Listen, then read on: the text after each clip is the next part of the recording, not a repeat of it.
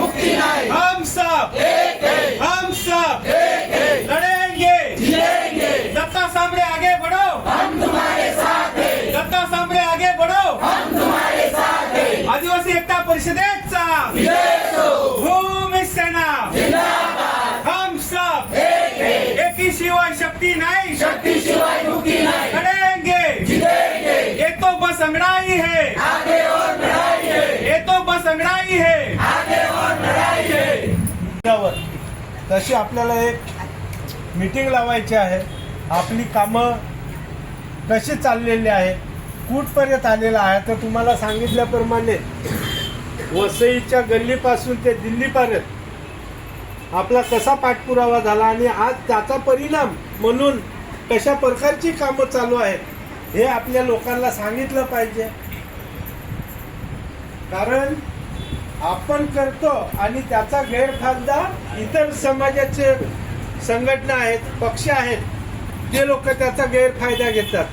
कारण आपण इथे पाठपुरावा करतो, आपल्या पाड्यात सर्वे झाला का ती लोक परत आपल्याच इतरांना सांगणार, अरे ते आपण केलाय म्हणून हे सगळं चालू आहे. म्हणजे मेहनत करायची आपण, मोर्चे आंदोलन करायचं आपण, पाठपुरावा करायचा आपण आणि त्याचा श्रेय घ्यायला हे शेरूवाग सारखे ज्या दुसऱ्या संघटना आहेत, पक्ष आहेत, ही लोक त्याचा गैरफायदा घेत आहेत. म्हणून आपल्या लोकांना हे सगळं आपण सांगितलं पाहिजे. आणि त्या मीटिंगमध्ये मी तर सरळ सांगतो, कारण आपण करतोय तर खोटा बोलायचा प्रश्न येत नाही. आणि जे आम्ही सांगतो त्याच्यावर कोणाला काय विश्वास नसेल, तर ज्याला पुरावा पाहिजेत असेल त्यांनी पण घेऊन जा की हे आम्ही बोलतो हे खरं आहे का खोटं आहे, हे काम कोण करतो. आणि जे पक्ष पार्टीवाले आणि इतर संघटनेवाले सांगत असतील की आम्ही केलं आहे, तर त्यांना सांगा तुमचे पुरावे तुम्ही घेऊन या, आपण आपले पुरावे घेऊ, समोर समोर बसू. म्हणजे घाबरायचा ना, खोटा बोलायचा ना, लोकांना भडकवायचा विषय येणार नाही. तर अशा प्रकारे बरोबर 2 किलो साखर 100 रुपये दर, 250, बरोबर ना. आणि पाव किलो भुकी त्याचं 100 रुपये दर. किती झाले? 350 झाले ना, बरोबर. तुम्हाला मजुरी किती आहे वाढीत जाणाऱ्याला? हा, 300 350, बरोबर. मला सांगा, या फुकट मिळणार सांगल्यावर सुट्टी मारून येणार का नाही? म्हणजे तुमचे 350 तिथंच गेलं, दिवसाची मजुरी बुडली. जाणं येणार रिक्षाचा तो वेगळा, इकडचा चहा पाण्याचा खर्च वेगळा. म्हणजे 350 रुपयाचा आम्हाला धान्य मिळणार आहे, त्याच्यासाठी आपण 500 रुपयाचं नुकसान करून टाकलं. काय कमावतं सांगा?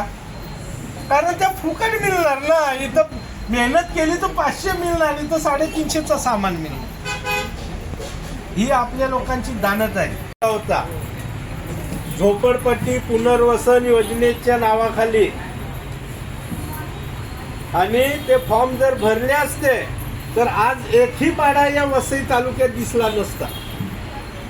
सगळ्यांचं पुनर्वसन बिल्डिंग मध्ये करणार होते आणि ते आपण काम बंद पाडला. म्हणून मला सुद्धा विकत घ्यायचा प्रयत्न केला तेव्हा पण, की एक घराच्या मागे तुला किती ते आपल्याला पण भेटणार आहे. मग आपण कशाला जायचं, कशाला पैसे खर्च करायचे, असं आमच्या गावातली लोक, बाकीच्या गावातलं नाही पण मी माझ्या गावातलंच सांगते. पण जेव्हापासून संघटनेमध्ये आलेले आहे तेव्हापासून आम्हाला एवढा चांगला अनुभव मिळालेला आहे. दाखले बोला जातीचे, भूमिहीन दाखल्याचं तर काम अजून चालू आहे. कोणाचे घरपट्टी, कार्डाचं काम वगैरे हे व्यवस्थितरित्या साहेबांकडून आम्हाला करून मिळालेलं आहे. आणि आमचा साहेबांवर खूप विश्वास आहे. म्हणून आम्ही एक 20-30 घरं एकत्र आहोत आणि यापुढेही असे एकत्र राहणार आहोत. जोहार. आम्ही रात्र दिवस आमचे साहेब अध्यक्ष सगळे सर्वांकरता कामं करतो. रात्र दिवस तुमच्यासाठी आम्ही कधीही हाक मारली की आम्ही धावत येतो. तसं तुम्ही आता जर संघटनाला धरून चालले तर पुढे चालत राहा. आता याच्या पुढे सर्व माणसं जशी चालतात ना तशी ढिली पडणार आहे. कारण का कानून कायदा सगळं बदललंय. काम धंदा रोजगारी सगळी बेकार आहे. सगळं लोक बेकार झालेलं आहे. आता काय मिळते तेवढंच तुम्हाला पुढे काही मिळणार नाही. तुमच्या घरात मोबाईल वगैरे पोरं वापरतात किंवा तुम्ही स्वतः वापरतात, तर तुम्ही पाहिलं असेल आपलं गोरेगाव आरे कॉलनी, जिथे आपला खूप मोठ्या संख्येने आदिवासी समाज आहे. आज तो मुंबईसारख्या शहरामध्ये राहूनही त्या लोकांना एवढा संघर्ष करावा लागतो. आज त्यांच्या झोपड्या तोडून आज ते जंगलामध्ये जे तिथे प्राणी सोडलेले आहेत, म्हणजे वाघ वगैरे जसे राहतात तसे त्या प्राण्यांमध्ये त्यांना राहायला लागतं. पण आता तुम्ही पाहिलं असेल मध्यंतरी की त्या लोकांनी किती मोठ्या प्रमाणामध्ये एकत्र येऊन पोलिसांना त्यांनी तिथून पळून लावलंय. हा त्यांचा एक म्हणजे हे आहे, म्हणजे त्यांनी केलेला एक संघर्ष आहे. थोडा अभ्यासाला आता वसई तालुक्यात नाही आहोत, पालघर जिल्ह्यात नाही आहोत, म्हणून त्यांनी डायरेक्ट दिल्ली गाठली.